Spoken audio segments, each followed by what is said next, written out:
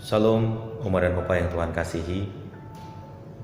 Selamat pagi, senang sekali saya dapat menyapa kembali Oma dan Opa di pagi hari ini, Kamis 2 April tahun 2020. Oma dan Opa yang Tuhan kasihi, dalam sukacita dan kebahagiaan pada pagi hari ini, saya ingin mengajak Oma dan Opa untuk kembali dapat merenungkan firman Tuhan. Pagi hari ini saya melandasi perenungan kita melalui 1 Korintus pasal 10 ayat yang ke-13. Oma dan Opa yang Tuhan kasihi, suatu hari ketika saya sedang mencuci rambut, tiba-tiba mata saya terasa pedih.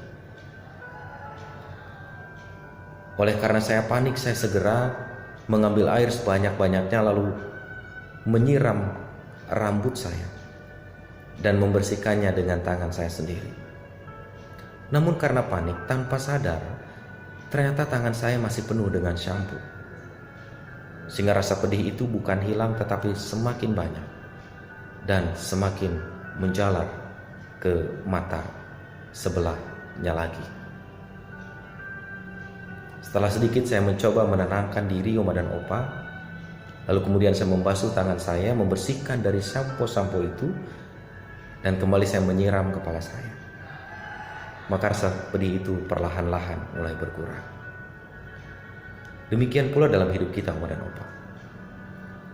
Setiap orang bisa saja panik ketika mengalami peristiwa-peristiwa yang tidak menyenangkan. Namun sesungguhnya dalam kepanikan itu kita tidak menemukan jalan keluar apapun. Ketika kita menyikapi segala sesuatu yang terjadi dalam kehidupan kita secara spontanitas dan penuh kepanikan, maka yang ada Oma dan Opa yang Tuhan kasihi, kita semakin kehilangan kekuatan.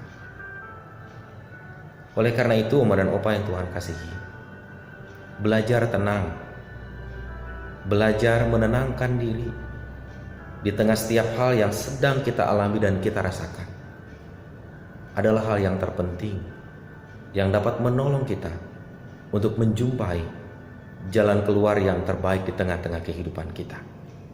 Oleh karena itu Oma dan Opa yang Tuhan kasihi, pada hari ini Rasul Paulus juga mengajak pada kita. Oleh 1 Korintus pasal 10 ayat yang ke-13, Rasul Paulus mau mengajak kepada kita bahwa hal-hal yang kita jumpai saat ini, pencobaan-pencobaan yang kita jumpai saat ini, sesungguhnya adalah pencobaan biasa yang tidak akan pernah melebihi kekuatan kita. Yang terpenting adalah tenangkan diri kita menghadapinya.